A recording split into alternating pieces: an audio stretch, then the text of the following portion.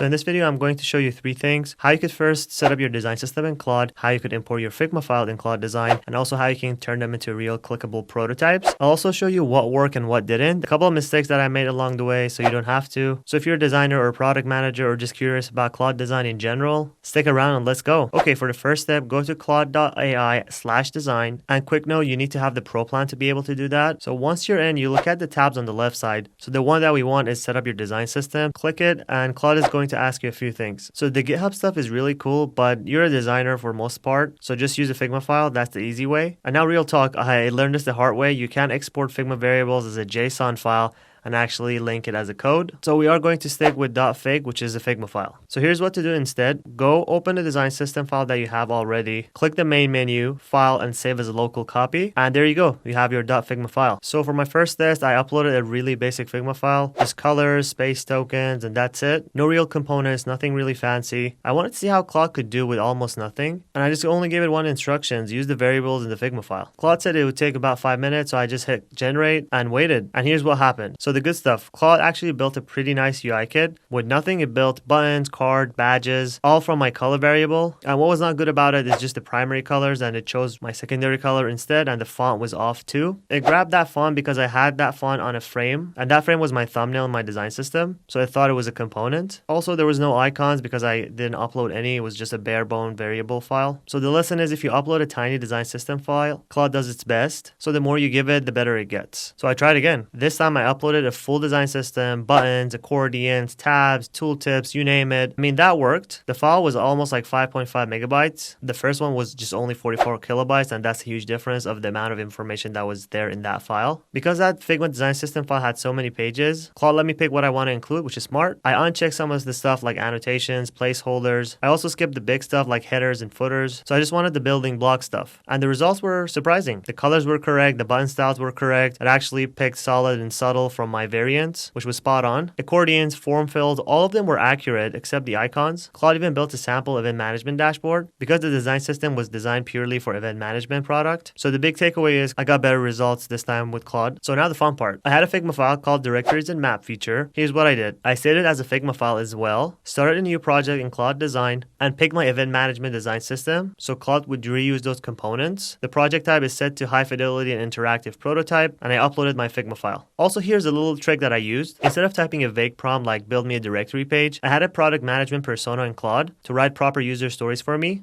And the first one was search for users instantly, also configure column tables with drag and drop drawer, and switch between map view and table view. So I pasted those refined stories into Claude and hit send and waited. So I tested the feature. I typed David Kim and it instantly filtered and it worked. Click configure table and the drag and drop drawer popped up. I dragged the experience column to the left and hit save. The table updated. Then I added the country field in the column, worked. The map view was a little bit basic, to be honest. It was a bit disappointing. It was like more of a placeholder, but the toggle functionality between map and table worked.